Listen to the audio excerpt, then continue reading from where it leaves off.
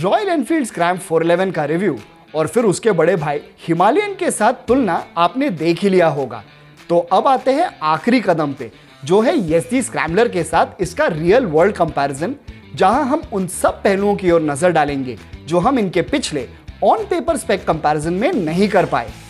पर वीडियो शुरू करने से पहले बाइक देखो को सब्सक्राइब करना और बेल आइकॉन को दबाना मत भूलिए, हर तरह के टू व्हीलर के बारे में हिंदी में जानने के लिए।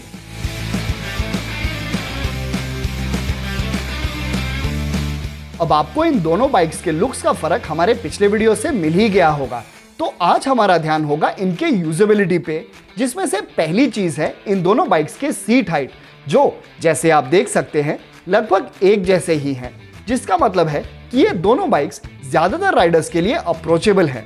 पर असली फर्क इन दोनों के सीटिंग पोजीशन और कंफर्ट में ही है।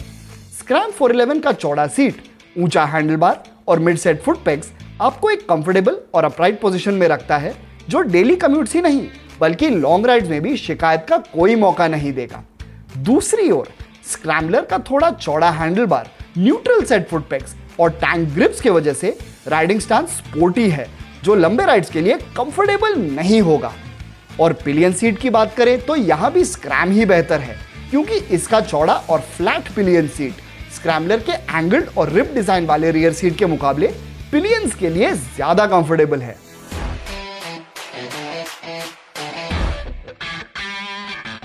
स्क्रैम्बलर के जावा पैराक पे based liquid cooled short stroke engine में स्क्रैम्प 411 के air cooled long stroke engine से ना ही सिर्फ 5 PS ज्यादा पावर है, बल्कि स्क्रैम्प के मुकाबले एक ज्यादा गियर भी है। साथ में स्क्रैम्बलर का वेट स्क्रैम्प 411 से करीब 12 kg कम भी है। तो एक्सेलरेशन के मामले में स्क्रैम्बलर ही है जो स्क्रैम्प 411 से 60 के स्पीड से ही आगे निकलने लगता है, और 100 के स्पीड तक फर्क करीब 2 सेकंड का हो जाता है। यही फर्क इन गियर एक्सेलरेशन में भी है, जिस वजह से सिटी हो या हाईवे एसजी स्क्रैम्बलर ही आगे रहेगा। लेकिन स्क्रैम्बलर के इस दमदार इंजन की काफी खामियां भी हैं। मिसाल के तौर पे स्क्रैम्प 411 के ज्यादा लो एंड टॉर्क के होते हुए सिटी स्पीड्स में आपको बार बार गियर बदलने की जरूरत नहीं होगी, पर अगर स्क्रैम्बलर को लो स्पीड्स में चलाने जाए तो ये झटके दे दे के आपको दिखाने लगेगा कि ये एकदम नाखुश है। साथ में स्क्रैम्बलर पे करीब 60 के स्पीड से ही फुटपेग से वाइब्रेशंस महसूस होने लगते हैं, जो स्पीड बढ़ाने पे हैंडलबार, टैंक और सीट तक फैल जाते हैं। और इसी वजह से स्क्रैम्बलर के मुकाबले स्क्रैम्प 411 ही है जो आपको रिलैक्स टूरिंग का मजा लंबे समय तक और ज्यादा आसानी से दे पाएगा। और आसान टूरिंग की बात करें तो फिर से स्क्रैम्प 411 स्क्रैम्बलर से बेहतर है, क्योंकि ना ही सिर्फ इसका टैंक स्क्रैम्बलर के टैंक से 2.5 लीटर बड़ा है, बल्कि ये सिटी राइडिंग में करीब 6 किलोमीटर और हाईवे राइडिंग में करीब 7 किलोमीटर ज्यादा एफिशिएंसी भी देता है। तो लंबे राइड्स पे आपको बार बार रुकना भी नहीं पड़ेगा।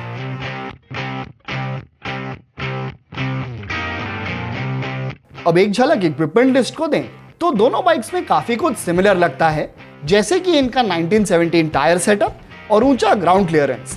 लेकिन स्क्रैम्बलर का सस्पेंशन ट्रैवल, खास करके रियर सस्पेंशन का, स्क्रैम्प 411 से काफी कम है।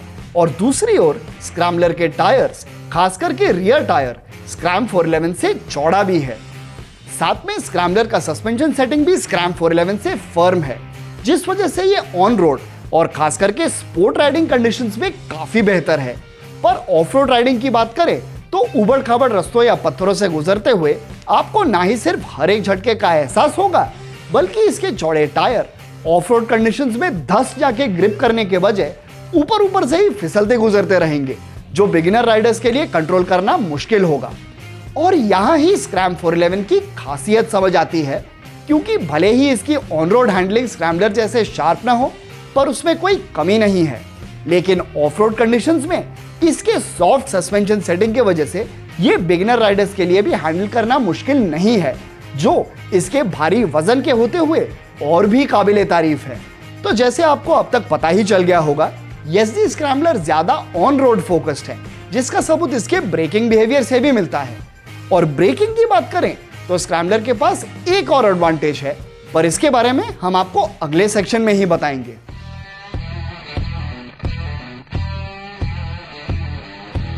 फीचर्स के मामले में स्क्रैम्प 411 और स्क्रैम्बलर में फर्क जरूर है, पर शुरू करते हैं छोटे मोटे चीजों से।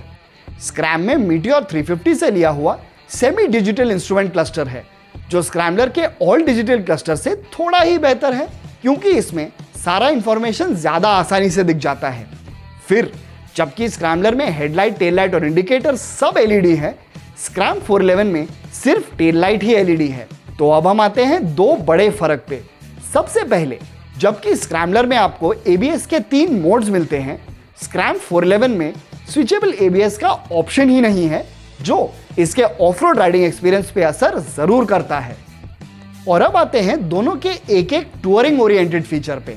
हाँ, स्क्रैम्बलर पे नेविगेशन नहीं मिलता, पर यहाँ USB-A और USB-C पोर्ट स्टैंडर्ड है, तो आप नेविगेशन अपने मोबाइल पे लगा के लंबे सफर भी बेझिझक कर सकते हैं। दूसरी ओर स्क्रैम 411 पे ट्रिपर पॉड एक ऑप्शनल एक्सेसरी है, जो आपके मोबाइल से ब्लूटूथ के थ्रू कनेक्ट होता है, पर लंबे सफर में आपको इसे चलाते रहने के लिए मोबाइल के लिए पावर बैंक का इंतजाम करके रखना पड़ेगा।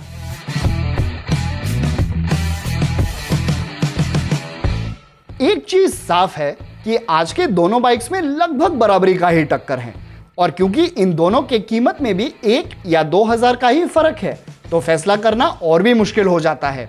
लेकिन हर कंपैरिजन की तरह यहां भी बात आपके पर्सनल प्रेफरेंस का ही है। तो अगर आपको एक ऐसा बाइक चाहिए जो कंफर्टेबल हो और डेली कम्यूट के साथ साथ लॉन्ग टूर्स और ऑफ रोड राइडिंग में भी आपका साथ दे, तो आप रॉयल एनफील्ड स्क्रैम 411 को चुन सकते हैं। और दूसरी तरफ, अगर आप स्पोर्ट राइडिंग के शौकीन हैं और ऑफ रोड राइडिंग से आपका कोई खास लगाव नहीं है, तो आपके लिए एसजी स्क्रैम्बलर ही बेहतर होगा। तो क्या आप हमारे फैसले से सहमत हैं? अपने विचार, सवाल और सुझाव कमेंट सेक्शन में देना मत भूलिए। और हर तरह के टू व्हीलर के बारे में हिंदी में जानने के लिए बाइक देखो को सब्सक्राइब करना और बेल आइकॉन को दबाना मत भूलिए। तो मिलते हैं जल्द ही किसी और इंटरेस्टिंग बाइक के साथ। तब तक अपना ध्यान रखिए, रूल्स सब समय फॉलो कीजिए एंड कीप वॉचिंग बाइक देखो।